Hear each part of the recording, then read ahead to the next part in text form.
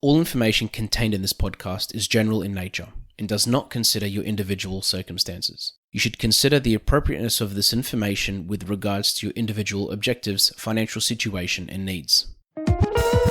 Welcome to Sharing More Than the Sheets, a podcast to help you and your partner make better financial and lifestyle decisions so that you can both focus on the things that you love. I'm your host, Michael Curry, financial planner, green thumb, husband, and just dad.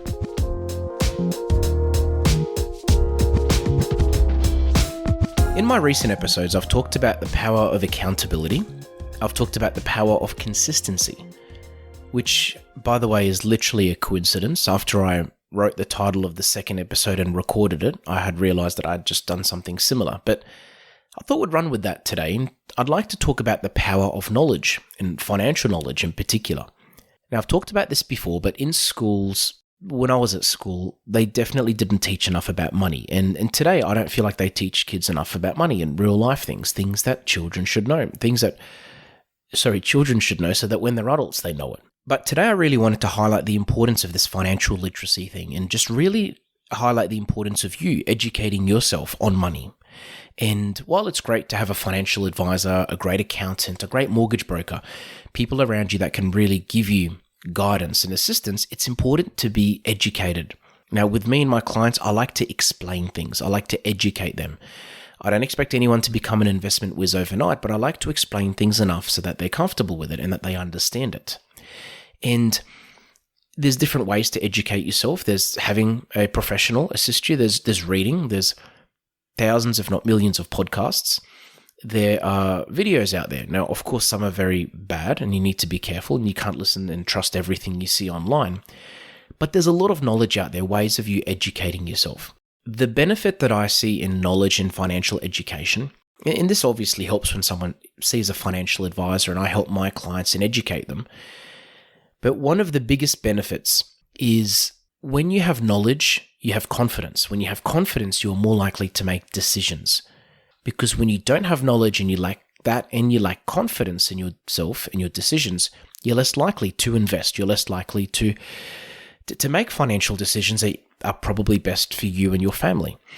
So having knowledge gives you that confidence, and I can't stress enough the importance of having that knowledge to help you do things, because I say this a lot, but you don't know what you don't know. And at the end of the day, when someone is aware that they don't know much, it really affects their self-confidence. And it honestly can create a level of procrastination, or it can create a situation where somebody wants to invest, they want to do something, but they just haven't started because they don't know where to begin, or they're too scared to make the decision, even though they know it's probably the best decision for them. The other part as well is when you have this education, you're able to make better decisions around other parts of your life because, let's say, for example, you need to buy a car. Having that knowledge means that you confidently know that you can potentially afford a car. If you want to set up a business, if you want to run a business, there are many business owners out there that do not understand the concept of money and finances enough. They understand business in a way that they understand their role in that business, whether they're a plumber or an accountant or a cafe owner, but they're not money-minded. And it's okay to not be money-minded, but at the same time, even if you're not money-minded, it's important to educate yourself and try to at least learn a bit to understand these things, because it helps you, most likely, it will help you run the business better. It will help you make better decisions in the business. And if you're sitting on the edge of knowing whether you should start a business or not, it'll probably encourage you to start a business if you feel like you have enough financial knowledge to make those decisions. The other big one as well is when you have financial literacy. When I say financial literacy, by the way, I'm talking about knowing how to create a budget, knowing how to set up different types of accounts or what accounts should be used for, planning for retirement, knowing how superannuation works, knowing the difference between a credit card and a personal loan.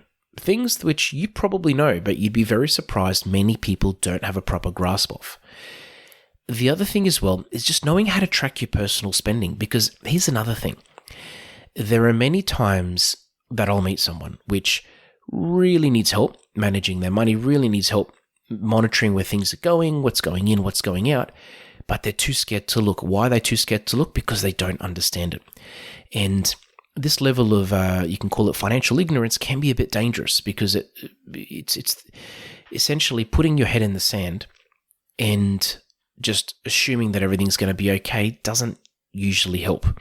The biggest thing as well is when there's lack of financial literacy and there are bad financial decisions made, it can create some serious issues like debt burdens. Many people can find themselves in very high levels of debt because it was either poor spending or poor lack of monitoring their spending or preparation or projections, and they can end up with a lot of debt, which can cause a lot of issues like bad credit, bankruptcy, potentially having a car or a house taken off them. Now, I know this sounds a bit serious. Maybe I'm going a little bit extreme, but these things do happen, and usually the root cause is lack of financial literacy. The other part about it is financial stress can cause a lot of other issues in relationships, and sometimes it could be because the person looking after the money isn't financially literate enough to do it, and the other person just trusts them and assumes everything's okay, and then they figure out 3 or 4 or 10 years later that things are not okay. And sometimes it could be just because of two people not really, one person being on one page, someone else being on the other, and because they don't really understand money, or one person doesn't, they can't communicate properly about money. So it can cause a lot of issues in relationships. And obviously this can take a toll on mental health and career and et cetera, et cetera. So while I'm talking about not achieving your goals and not making financial decisions without knowledge, I'm also talking about the issues that it can cause when there isn't enough knowledge there as well. Now, of course, when you manage your money properly, it supports your financial well-being because you're able to manage your money in a way so that you can eat healthy food, you can make decisions like going out for dinner, you could go on holidays, you can book holidays, you can do these things.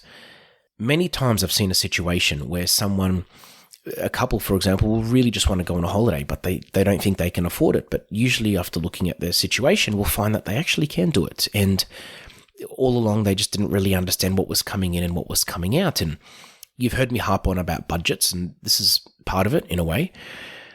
But the other thing as well is I've seen a lot of devastating financial mistakes, a lot of some really serious issues that could have been avoided if there was financial literacy. Financial literacy can also help people prepare for financial emergencies, because when you understand your finances and you understand your money and what it's doing, in the event of emergency or something popping up, you know how to deal with it. You're more confident. You're less likely to freak out. And you most likely will have something saved up to help you with that emergency. Someone's more likely to achieve their goals because if they are managing their money better and they have literacy and they understand where things are, A, they can set goals more confidently, but secondly, they're more likely to achieve it. And lastly, as I said earlier, it gives confidence. This is a big one. Financial knowledge in general with anything creates confidence. Confidence usually leads to action. Action is the only way you will get positive results out of your financial situation. Doing nothing usually doesn't do anything. It doesn't get you anywhere. So by working on this financial literacy piece, by doing the things I said earlier, listen to podcasts, listen to this podcast, get in contact with a financial advisor, get in contact with me, surround yourself with those that understand money, talk to them. And doing these things, I can tell you, will help you have the knowledge, which will hopefully give you the confidence to be able to make better decisions for you and your family, all thanks to the power of knowledge. Thanks for joining us on Sharing More Than the Sheets. Please make sure you subscribe to be updated with future episode releases, and feel free to share this episode with any friends or family that you think it might benefit. Please visit us at sharingmorethanthesheets.com.au to submit questions or requests for future podcast topics. These podcasts have been brought to you by Better Financial Planning Australia. To book a 15-minute phone chat, visit betterfinancialplanning.com.au.